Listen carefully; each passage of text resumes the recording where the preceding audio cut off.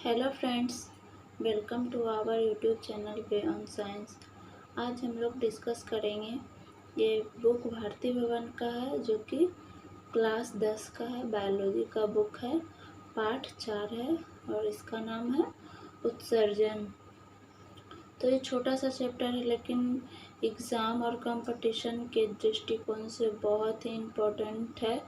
इससे बोर्ड परीक्षा में तो क्वेश्चन आते ही हैं और इस कंपटीशन लेवल में भी क्वेश्चन पूछे जाते हैं। तो इसीलिए हम लोग ऑब्जेक्टिव को भी देख लेंगे और रिक्त स्थान की पूर्ति भी इम्पोर्टेंट ही रहता है। तो देख लेते हैं और ऐसे हम लोग इसका लघु उत्तरीय जो प्रश्न है इसके आंसर को देखेंगे। तो चलिए हम लोग अपना वीडियो शुरू करते हैं। क्वेश्चन नंबर 1 है, निम्नलिखित में कौन एमिनो अम्ल के विखंडन से बनता है? तो यहाँ पे 3 ऑप्शन दिया गया है, CO2, CO और NH3। तो राइट ऑप्शन जो होगा NH3 जो है एमिनो अम्ल के विखंडन से बनता है। क्वेश्चन नंबर 2 है, अगर किसी कारण से किसी मनुष्य का एक वृक्क मतलब कि किडनी कार्य करना बंद कर दे तो उसका परिणाम क्या होगा?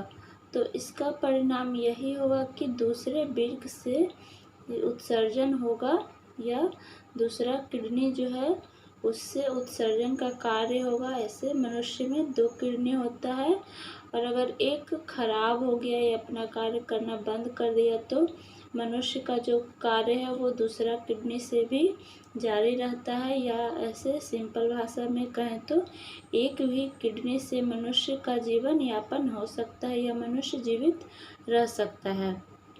क्वेश्चन नंबर 3 देखते हैं, वृक्क किस जैव प्रक्रम का हिस्सा है?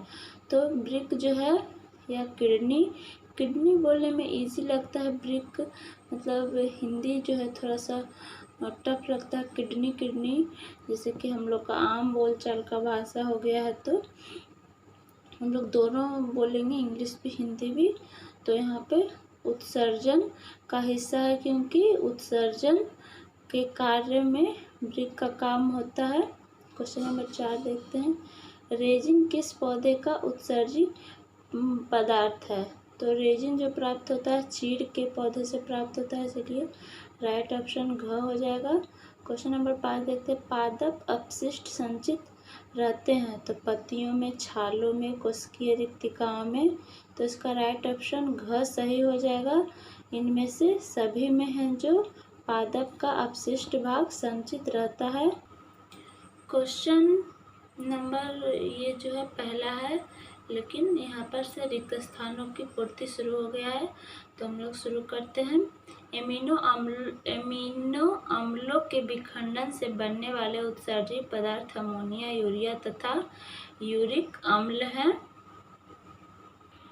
क्वेश्चन नंबर 2 है, नेफ्रॉन वृक्क की रचनात्मक तथा खाली स्थल में हो जाएगा क्रियात्मक इकाई है।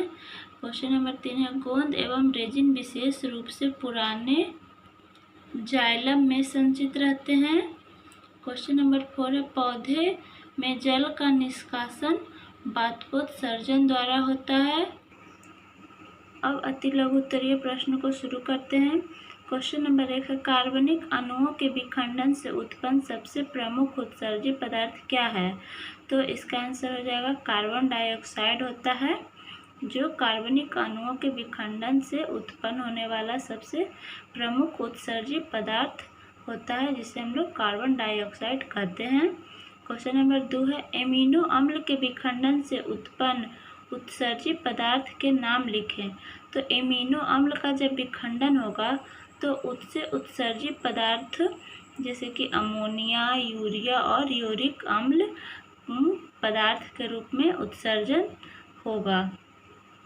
क्वेश्चन नंबर 3 देखते हैं, यूरिया और अमोनिया के अपेक्षाकृत कम जटिल और ज़्यादा विषैला कौन है? तो यूरिया और अमोनिया में कम जटिल और अधिक विषैला जो होगा अमोनिया होगा, तो इसका आंसर अमोनिया हो जाएगा। क्वेश्चन नंबर 4 देखते हैं। अमीबा में उत्सर्जी पदार्थ शरीर की सतह से किस विधि से बाहर निकलता है? तो अमीबा में जो उत्सर्जी पदार्थ है हम लोग सभी जानते हैं कि विसरण विधि से शरीर के बाहर निकल जाता है उत्सर्जी पदार्थ, जिसे हम लोग विसरण विधि कहते हैं। क्वेश्चन नंबर 5 है, मूत्र मार्ग क्या है? तो इसका आंसर हो जाएगा मूत्राशय के पीछे भाग से निकली नली जो मूत्र द्वार के द्वारा शरीर से बाहर निकलती है, मूत्र मार्ग या यूरेथ्रा कहलाती है। ये हो जाएगा मूत्र मार्ग क्या है इसका आंसर। क्वेश्चन नंबर 6 देखते हैं। मनुष्य के वृक्क के 2 महत्वपूर्ण कार्यों के नाम लिखें। तो किडनी जो है हमारा, उसका 2 महत्वपूर्ण कार्य होता है। पहला कार्य तो हो गया उत्सर्जन करना और दूसरा हो गया जल का संतुलन करना, किडनी का काम होता है। क्वेश्चन नंबर 7 देखते हैं।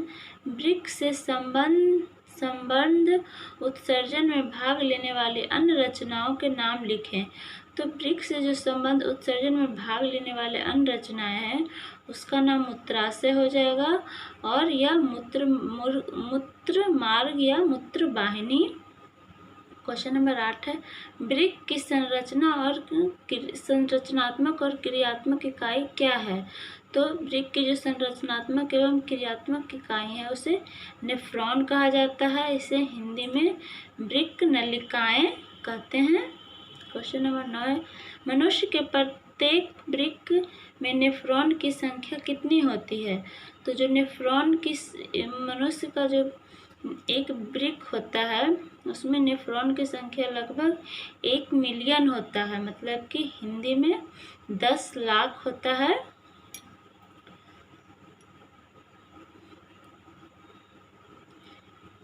क्वेश्चन नंबर 10 देखते हैं। पौधे में गैसीय अपशिष्ट का उत्सर्जन कहाँ होता है?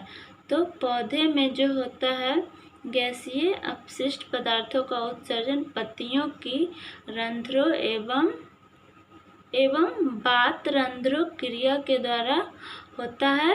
क्वेश्चन नंबर 11 है। जीवों के शरीर में उत्पन्न अनावश्यक एवं विषाक्त पदार्थों को शरीर से बाहर निकालने वाली क्रिया क्या कहलाती है? तो ये जो क्रिया है उत्सर्जन कहलाती है। क्वेश्चन नंबर 12 है। जंतुओं के शरीर में जल की मात्रा का संतुलन जिस क्रिया के द्वारा होता है वह क्रिया क्या कहलाती है?